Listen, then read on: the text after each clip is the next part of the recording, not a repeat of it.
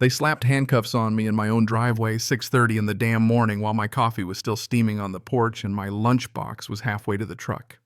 Two squad cars, lights bouncing off the frost, diesel smoke hanging in the air like I'd wandered into a low-budget crime show. And my neighbor Bethany standing there in a pink, fuzzy robe, filming me like she'd just won the lottery, screaming something about HOA property. That was the moment I knew whatever this woman was, she wasn't just annoying.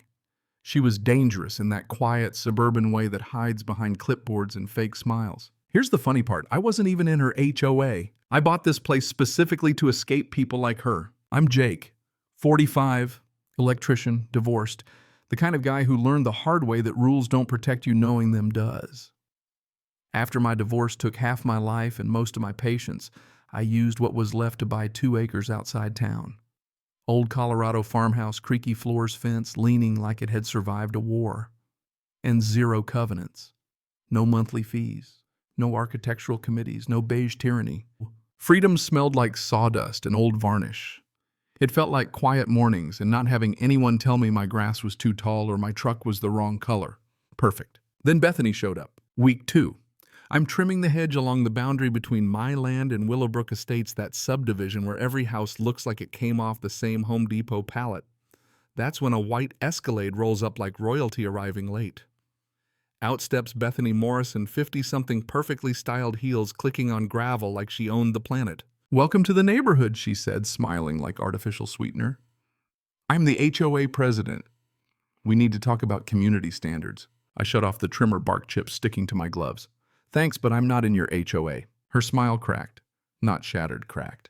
"Well, your property still affects our values." She pulled out a laminated folder, laminated and started spreading papers like a prosecutor. Overgrown vegetation. Non-conforming vehicle. My 1987 Ford pickup mid-restoration. Suddenly a crime against humanity. Standing on my land, telling me how to live. When I told her she had 0 authority here, the mask dropped. That manager voice came out. "I'll be watching your property, for the community's sake." Then she took photos of my house, my address, my mailbox, and she made a phone call loud enough for me to hear, talking about county complaints and safety violations. That night someone drove through my flower bed. Deep ruts. Deliberate. 3 weeks of work turned into mud. 2 days later I got a certified letter from something calling itself the Willowbrook Estates Community Standards Board, demanding I fix violations within 72 hours. Fake letterhead, disconnected phone number, UPS store address. She'd invented authority. Wrong guy. See, 23 years as an electrician teaches you about systems, electrical, legal, and human. And the first rule is always the same: documentation beats bluster. I went to the county clerk, paid for the original 1987 survey, and there it was, beautiful truth. My property line didn't stop at my driveway. It extended 5 feet past it, and buried in the basement boxes from the previous owner, a folder labeled HOA Legal Battle 1987 to 1989. Turns out Willowbrook had tried this exact stunt decades earlier and lost. 15 grand in legal fees and a permanent court order.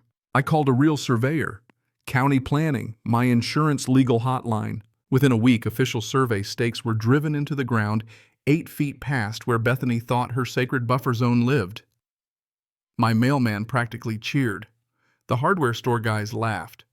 Turns out Bethany had filed 47 complaints across the county in a year.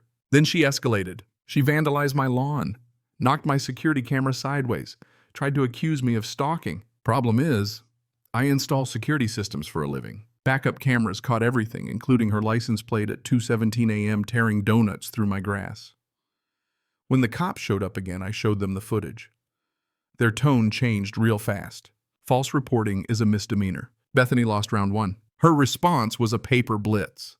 6 county violations in one morning. Unlicensed electrical work, laughable. Junk vehicle storage, my documented restoration. Unsafe structure, my permitted chicken coop. But she forgot one thing. Digital systems log IP addresses. All 6 complaints came from the same computer, same morning. I called Maria, a county inspector who doesn't play games.